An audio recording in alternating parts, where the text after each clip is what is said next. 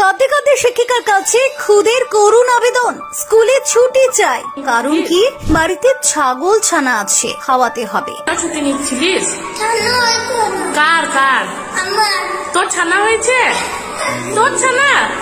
হ্যাঁ, এমনই নিষ্পাপ একটি ভিডিও সম্প্রতি ভাইরাল হয়েছে সোশ্যাল মিডিয়ায়। ভাইরাল ভিডিওতে দেখা যাচ্ছে একটি শিশুকে, যাকে দেখা যাচ্ছে করুণ মুখে শিক্ষিকার কাছে কিছু আবেদন করতে। করুণ মুখে আবেদন করা কালীন হঠাৎই ঝরঝর করে কেঁদে ফেলতেও দেখা যায় শিশুটিকে। শিক্ষিকাকে বলে, ম্যাম আমায় টিফিনে ছুটি দিন, বাড়িতে আমার ছানা রয়েছে, খেতে দিতে হবে। না তোর ছাগলের ছানা কটা? তা তুই না গেলে ওরা খেতে পারবে না? হ্যাঁ, ওদেরকে দেখার কেউ নাই?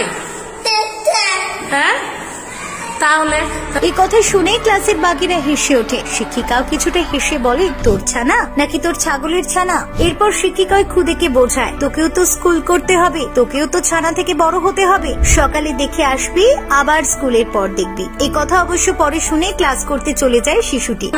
তোকে তো স্কুল করতে হবে, স্কুল করবি তবে তো তোকে তো ছানা থেকে বড় হতে হবে না? হতে হবে না? হ্যাঁ, একবার সকালবেলা দেখে আসবি, আবার গিয়ে স্কুলের পরে দেখবি। হয়েছে? কি নাম রেখেছিস ওদের? পাটা। পাটা নাম কি? ছাগল ছানা তো তোর নাম রাখিস নাই? পাটা আর পাটি।